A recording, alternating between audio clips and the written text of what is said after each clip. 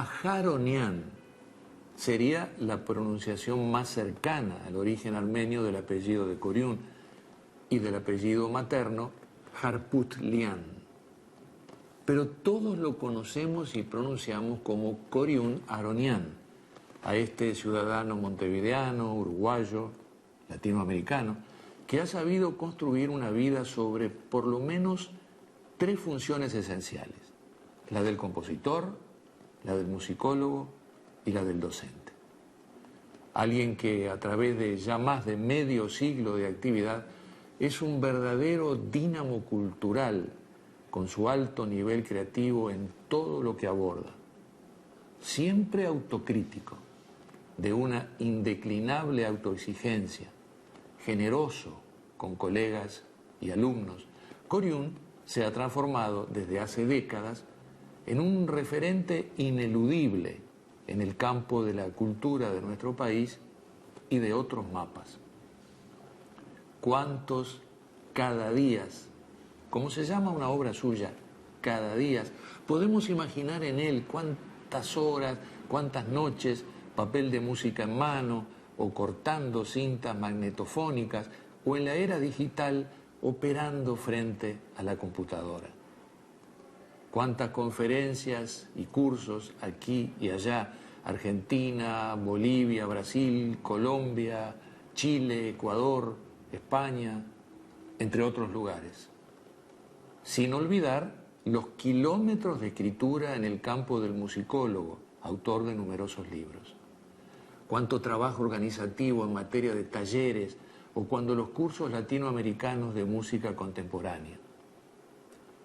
El incansable cuestionador de las ideas inmóviles, de los silencios cómplices, el militante cultural permanente. Lo entrevisté en su apartamento, en una tarde calma, en que podríamos haber comenzado con el título de otra obra suya, ¿De qué estamos hablando? Pero empezamos de otra manera. ¿Cómo fue el acercamiento tuyo a la música? Que es algo que muchos no saben, yo no lo sé tampoco, el origen, ¿no? De repente yo tampoco lo sé. Vamos a intentar saberlo juntos. Bueno, no sé, aparentemente desde muy pequeño demostraba una afinidad con lo musical y una facilidad, digamos, para lo musical. Uh-huh. Y mis padres me pusieron a estudiar piano formalmente desde los 5 años, después de haber intentado ponerme antes y haber tenido la suerte de encontrar una persona que dijo que detestaba a los niños prodigio. Te salvaste. Me salvé. Y desde los 5 años tuve entonces clases de piano. ¿Alguna vez en tantas conversaciones que hemos tenido, en nuestra larga relación, ¿no? Tú me hablabas de que te apasionaba ya de niño tocar Bach? Sí, mi padre estaba preocupado. Parece que desde muy pequeño pasaba horas tocando Bach. Tu padre, que era calculista de hormigón armado. De hormigón armado. Sí. Era ingeniero especializado en el cálculo de hormigón armado. Se llamaba Nubar. Y tu mamá se llamaba Victoria, recuerdo. Exacto. Ella era funcionaria, trabajaba. Pero bueno, del Estado. ¿La música armenia jugó algún rol en esa infancia o no? Bueno, la bañó, por supuesto, sin duda. Yo me crié con una, digamos, superposición cultural del barrio, de la escuela, etcétera, y de la radio y de mis ancestros. Mis padres eran ambos sobrevivientes del genocidio, entonces había una marca muy fuerte de esa relación con los ancestros, y yo estuve relacionado con la música de Armenia desde muy pequeño también. ¿Y con la lengua? Por supuesto. Por supuesto. En todo ese periodo vas creciendo y empieza una actividad que va a marcar tu vida, que va a ser la dirección coral. Empiezo siendo integrante del coro infantil municipal, al que me lleva Kurt Palen, que había entrado para felicidad nuestra como director del coro de la escuela. Kurt Palen, claro. De la escuela número 27 de segundo grado. Y entonces tuve una integración en ese coro infantil municipal desde quinto, sexto de escuela. Luego vino el cambio de voz y mientras tanto dentro de la colectividad armenia empecé a dirigir un coro de niños y adolescentes, es decir, yo estaba con mis coetáneos y Palen se interesó mucho por la forma de trabajo, en fin, que por otra parte yo había aprendido de él, las técnicas de coros de masas relacionadas con las experiencias de la socialdemocracia europea, germana sobre todo. ¿Te gustaba ese trabajo colectivo, no? A mí me interesó muchísimo, fui inducido desde pequeño, pero además me interesó después en la posibilidad de opciones, me interesó justamente el trabajo de masas, de coro de masas especialmente. Todo ese trabajo después te va a dejar espacio para la inquietud compositiva. Sí, se va desarrollando en paralelo y alrededor de los 14, 15 años empiezo mis primeras clases con Héctor Tosar. Pero Tosar, además, en un momento se va, al poco tiempo se va, y ahí viene como, se podría decir musicalmente, música tradicional, un silencio de Blanca o de Negra. No, de Redonda con Calderón. Porque ahí quedó interrumpido. Sí, se fue, estaba pasando aperturas económicas, y se fue con su esposa y sus hijos a un ofrecimiento muy interesante de trabajo en Puerto Rico. Entre las figuras que te van marcando, después vamos a volver a él, a Tosar, pero también aparece Laura Ayestarán, claro, que juega un rol importante también en tu quehacer, porque sí, eso tiene que ver con el otro aspecto tuyo, que es la musicología. Con Ayestarán me voy conectando por diversas vías poco a poco, y finalmente paso a ser discípulo de él, y para mí fue muy decisivo en mi formación, su modelo de entrega, su modelo de pasión, su modelo de ética y su modelo de amor a la patria, que era muy interesante. Una visión no embanderada, no camisetera, como diríamos hoy, y de una relación muy profunda con el pueblo del que él formaba parte. Bueno, Laura Ayestarán, el eminente musicólogo, podría decirse folclorólogo de alguna manera. Además, claro. Y que, por otra parte, saltando ahora en el tiempo a épocas más recientes, también estás muy cerca de él de nuevo en tu biografía por todo el trabajo en relación al archivo, ¿no? A ese archivo importantísimo, ¿no? Bueno, con un grupo de personas muy en equipo, muy claro, lindo, hemos logrado rescatar ese archivo que la familia había guardado durante años y años, porque Ayestarán murió muy tempranamente, en el 66, a los 53 años de edad, y su importantísimo archivo quedó resguardado por la familia, y el Estado sucesivamente no se quiso hacer responsable de eso, hasta que al final hubo una toma de responsabilidad por parte del Estado, y dentro de una comisión honoraria que es responsable de ese archivo,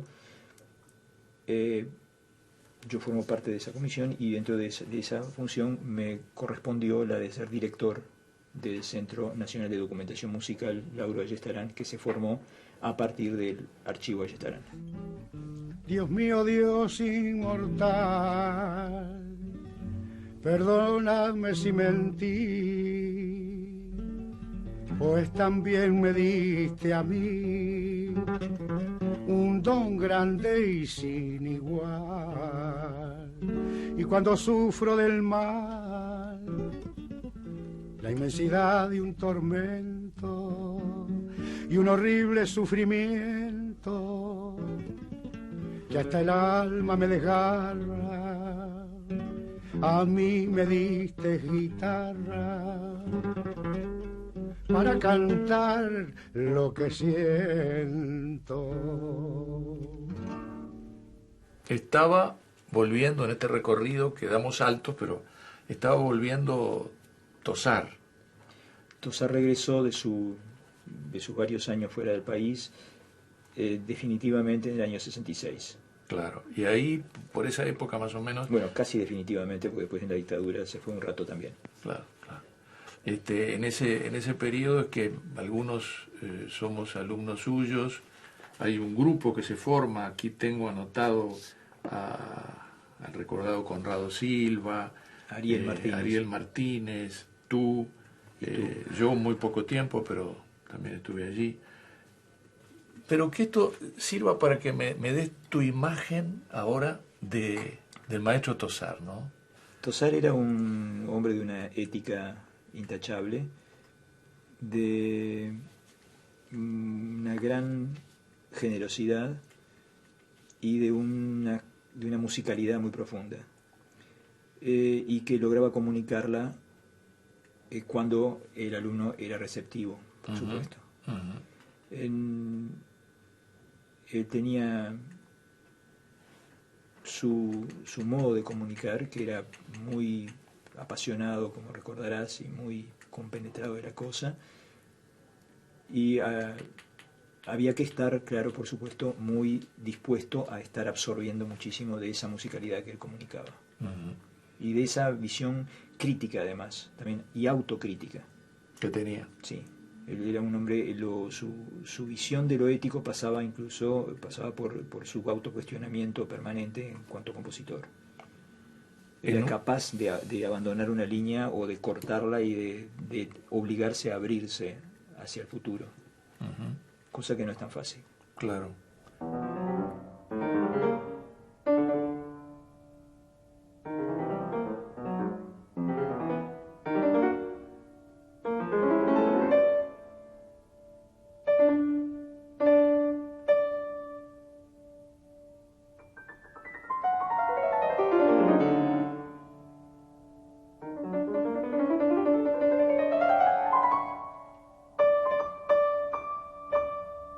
En un momento hay otro enamorado de abrir el futuro que te marca mucho, y es un gran compositor italiano, Luigi Nono, que tú alguna vez me contaste que en pocas horas, en 48 horas, te cambió la vida. Me cambió la vida. Contá por qué. Bueno, estábamos con inquietudes, como decías, un grupo de muchachos de coetáneos. Logramos traerlo a Montevideo y estuvimos, fue un par de días, un poco más. 2 o 3 días. Sí, sí. Y para mí fue un antes y un después en mi vida. Me marcó profundamente. ¿En qué sentido? Bueno, en el compromiso humano profundo, en el compromiso artístico profundo al mismo tiempo, en el entender que el compromiso artístico era un compromiso político y que el compromiso político era un compromiso artístico, y el comunicar esa integridad enorme que era un desafío para cualquiera de nosotros. Sobre todo, él nos desafiaba en cuanto a, bueno, qué hacíamos como latinoamericanos en un momento marcado por la figura del Che. Claro. Y por la Revolución Cubana, claro. Justamente algunos años después nos encontramos los tres rodeados de muchos otros uruguayos y latinoamericanos en el encuentro de música que hubo en La Habana en el 72. Pues. 72, exactamente. Anduvimos en algunos trabajos voluntarios y ahí estaba Luigi también, al firme. También, claro.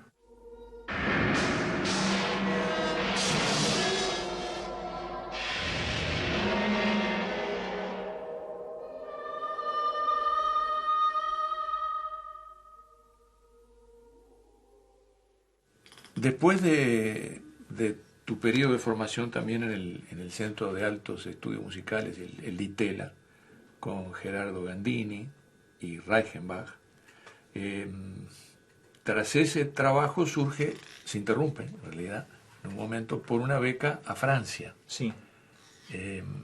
¿Qué significó para alguien que se ha planteado y se plantea siempre, entre muchas temáticas, esto de la identidad, de la situación colonial, neocolonial, en fin, qué significó esa primera ida a a la metrópoli, por decirlo de alguna manera? Bueno, fue una experiencia múltiple. Fue la posibilidad de ver el mundo desde el centro del mundo, desde el autoproclamado centro del mundo, y de verme a mí mismo en ese contexto y verme a mí a la distancia, es decir, la posibilidad de tomarme distancia conmigo mismo y conmigo en mi sociedad y ubicarme respecto a eso. Fue bueno porque la parte de estudios me conflictuó con una serie de cosas, como por ejemplo el autoritarismo de la docencia, que a pesar de mayo del 68 no se había modificado mucho, y con cierta falta de ética en el plano educativo que me preocupaba. Y al mismo tiempo la posibilidad de conocer de primera mano fenómenos extraeuropeos. Claro. Por ejemplo, tuve un baño muy intenso de música clásica de la India. Fue un año muy especial con un aluvión de visitantes y los pude aprovechar muy bien, de expresiones del Japón, también, etcétera. Y eso también me ayudó a ubicarme respecto a mí mismo en la distancia. En realidad, cierto latinoamericanismo se acentuó mucho en ese estar en el centro del primer mundo. Te sentiste nuestro americano, más que antes. Claro, claro. Ahí está.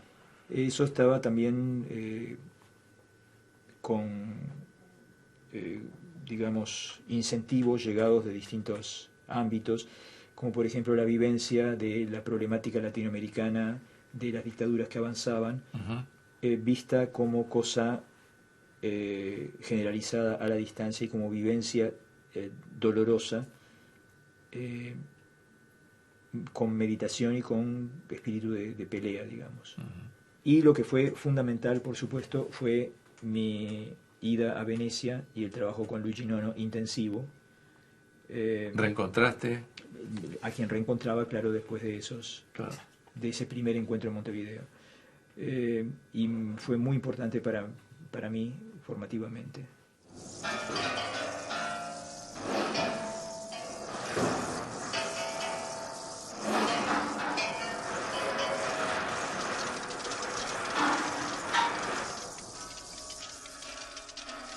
Estoy pensando en una flecha que no podemos olvidar. El homenaje a la flecha clavada en el pecho de don Juan Díaz de Solís, que fue el primero que intentó desde la corona invadir, bueno, nuestras tierras, ¿verdad? Y tú hiciste esa obra en la cual, por eso mi planteo anterior, partís de instrumentos indígenas, peruanos, creo. No, de la zona de Altiplánica. Del altiplano. Es decir, la zona aymara quechua. Y a partir de eso vas a elaborar lo electroacústico. Tratando de ser, bueno, ahí hay varios aspectos que se superponen. Uno es el componer con instrumentos tradicionales indígenas y mestizados también, por supuesto, después de tantos siglos. Claro. Tratando de respetar esos instrumentos y de respetar los gestos de su comportamiento en su cultura real. Tratando no de conquistarlos yo también, sino de yo estar al servicio de ellos, cosa que no sé si lo conseguí, pero traté de hacerlo. Y por otra parte está el asunto de que la obra resultante es una obra electroacústica, entonces hay un juego entre lo acústico respetado como tal, sin distorsionarlo, y el medio electroacústico que da determinado tipo de posibilidades y limita en otras.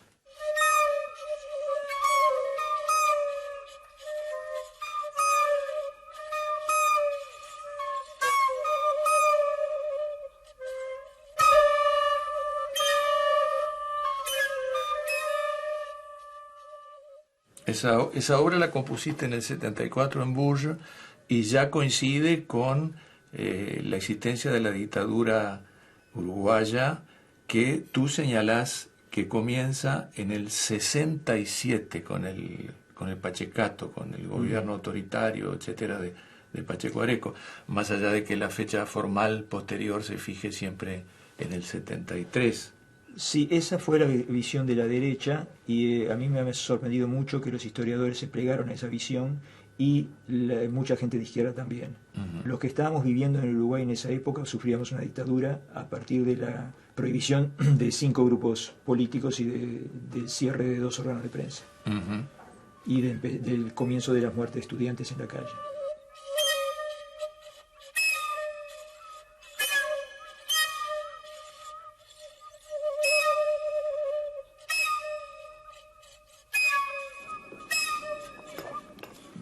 Nombrado ciudadano ilustre de Montevideo, distinguido como investigador emérito del Sistema Nacional de Investigadores, Coriún Aronian es, a través de su extensa biografía, uno de esos seres con muchos haceres. El compositor de sus propias obras, claro, instrumentales o electroacústicas, pero también el autor de música para obras de teatro como Lorenzaccio, Rey Lear, El Jardín de los Cerezos, Rinocerontes, entre otras. O de música para cine, como en 21 días, de Ildefonso Beseiro, sobre cuento de Enrique Amorín.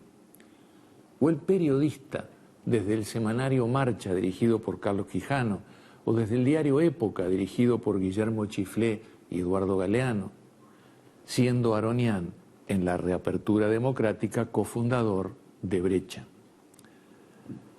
Hay que subrayar que Coriún atraviesa la oscuridad de la dictadura sosteniendo una formidable labor docente, formando a buena parte de una nueva generación de músicos, sea en el área de la llamada música popular como en el de la llamada música culta, intentando a veces que ambos campos se abracen, siempre mestizando. Una tarea de resistencia cultural ejemplar, abriendo cabezas y oídos, compartiendo mucho la docencia con su pareja, la compositora argentino-uruguaya Graciela Parasquevaides. ¿Cómo ha sido esa experiencia de trabajo? Son colegas de alguna manera. Claro, ¿no? Claro. Bueno, primero nos conocíamos desde largo tiempo, éramos tan solo buenos amigos, y luego hubo un flechazo. Y otras flechas. Pero ha sido una vida en común, con intereses comunes, interesante y enriquecedora. Para mí ha sido muy enriquecedora. Y creo que la clave de que haya podido funcionar fluidamente ha sido que hemos tratado siempre de no mezclar nuestras vidas de pareja con el trabajo profesional. Claro. Es decir, en todos los años que hemos estado juntos no compusimos a 4 manos en ningún caso, sino hicimos una obra conjunta. Las formas de componer son bastante diferenciadas y el resultado compositivo también es claramente diferenciado. Y tampoco hemos hecho trabajos musicológicos en común, cada uno ha estado cubriendo su terreno. Pero sí mezclaron sus sentimientos por la resistencia junto a mucha gente, ahí sí la docencia la compartimos. Y allí hay una larga lista de gente que pasaron, volviendo a tu caso, por tu docencia, ¿no? La lista, yo apunté algunos nombres sin ningún tipo de orden, pero Jorge Lazaroff, Luis Trochón, ahí estamos cerca de todo el grupo de los que iban cantando con Bonaldi, Da Silveira. También había una experiencia de Montevideo con Daniel Mañone, otros que pasan por tu docencia, Leo Maslía, Fernando Cabrera, Estela Mañone, Mariana Ingol, Mauricio Ubal, Rubén Olivera, Jorge Schellenberg, Julio Brum. La lista es enorme, ¿no? Jorge y Daniel Drexler, si me olvido me decís, Diego Azar, Fernando Condon, Elvio Rodríguez Barilari, bueno, seguramente faltan nombres. Buena parte de la música viva de esa década estuvo de alguna manera orientada por tu tus enseñanzas, ¿no? Bueno, eso fue una suerte que me tocó, el hecho de poder tener un papel más útil al medio, a la sociedad. Podía no haberme tocado, o podía yo no haber tomado el ómnibus que pasaba por el lado. Empezó la docencia a pesar de mi deseo, porque me producía terror y me sigue produciendo terror, pero se dio una insistencia por parte de un pequeño grupo de jóvenes que querían tomar clases y que me explicaron claramente que el problema no era que quisieran tomar clases conmigo, que no tenía muchas otras opciones. En Uruguay, que había sido vaciado por la dictadura de buena parte de mi generación, claro. Sí, de la generación que podía estar cumpliendo esa función de transmisión. ¿Quién hizo sonar nuevamente el viejo tambor destemplado? En manos de quien fue encendido aquel redoblante apagado. ¿Quién vino a golpear a tu puerta? Pepino de triste sonrisa, ayer desdentados cantares, canchera de antigua alegría.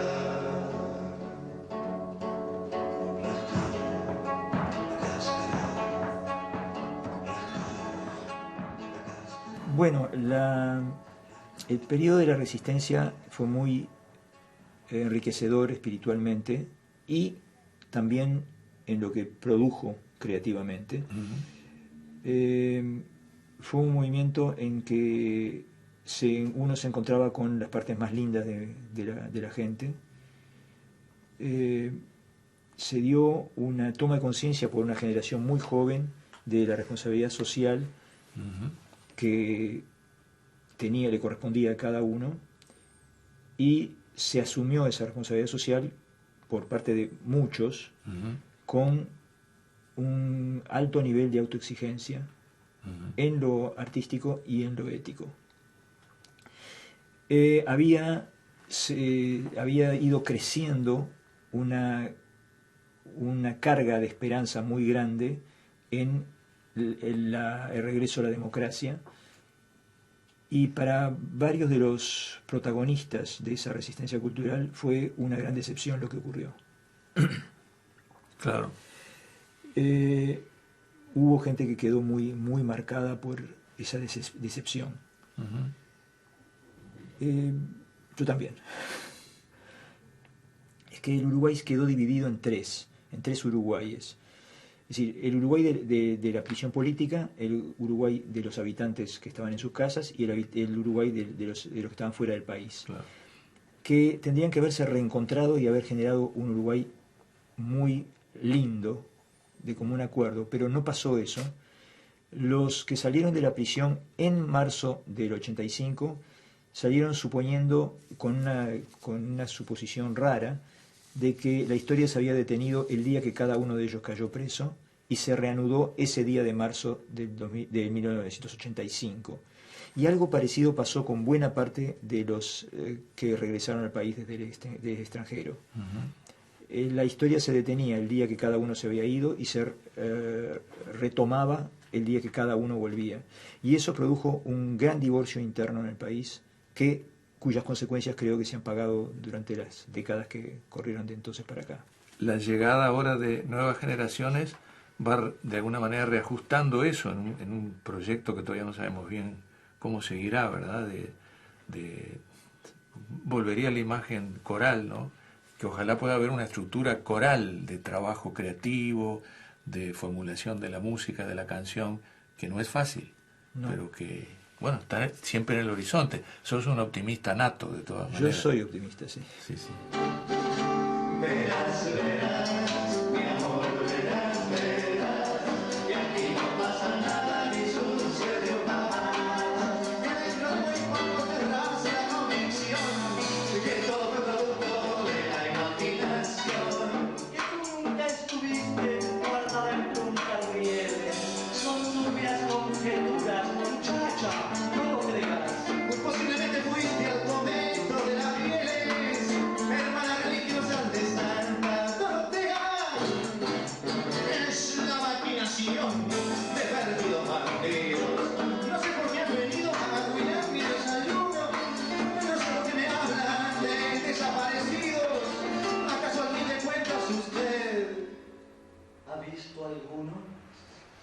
Y en estas décadas, ¿cómo has funcionado? Bueno, he tratado de seguir fiel al principio de estar en la actitud de militancia cultural permanente. Ujú. He seguido haciendo militancia cultural, he desarrollado el aspecto musicológico un poco más, el de autoral, Ujú. de textos, de libros, y he continuado con la composición, tratando de distribuir los tiempos del modo posible. Claro. Últimamente la composición está un poco rezagada en función de una invasión mayor de tareas de tipo musicológico y organizativo. Qué bueno que...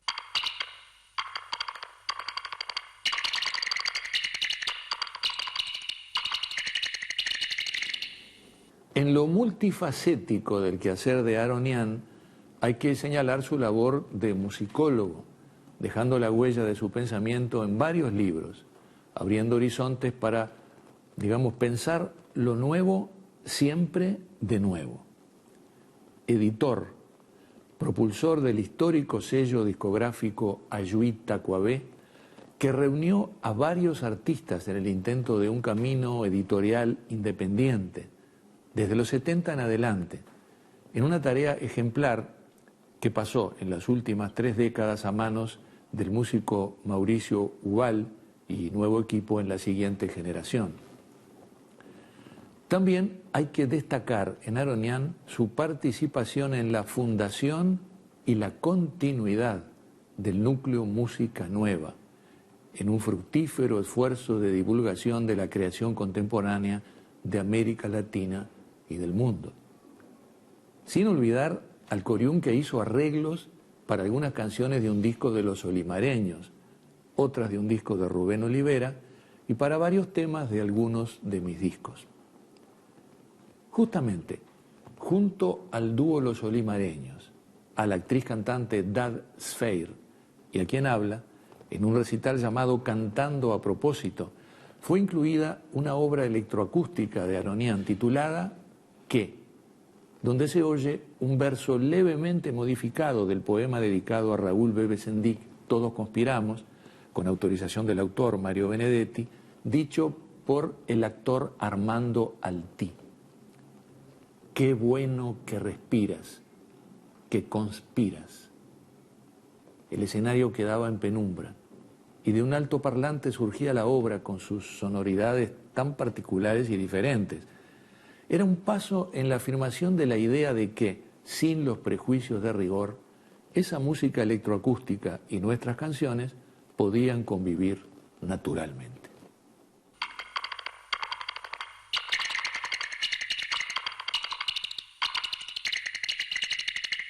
Conspiras.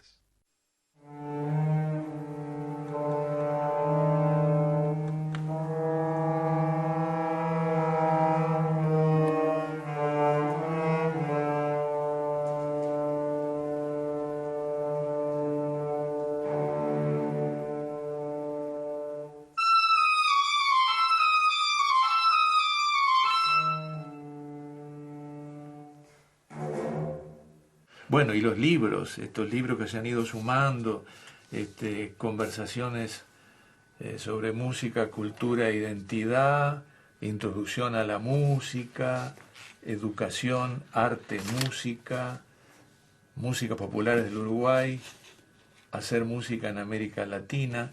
El primer libro fue sobre Héctor Tosar. Sí. Y también hay una publicación que surgió que se llama, en la serie Nuestro Tiempo, Música, y que compartiste con Rubén Olivera. Bueno, y más cosas. Yo creo que viendo este título, porque mientras veníamos hablando, digo, ¿y ahora cómo cerramos esto? Porque además nos vemos bastante seguido y no podemos inventar un adiós. Entonces siempre es un hasta luego. Pero se me ocurría que podíamos decir que hemos estado en una conversación sobre música, cultura e identidad, en parte. Cierto. Muchas gracias, Corión. Muchas gracias a ti. Hasta luego. Hasta luego.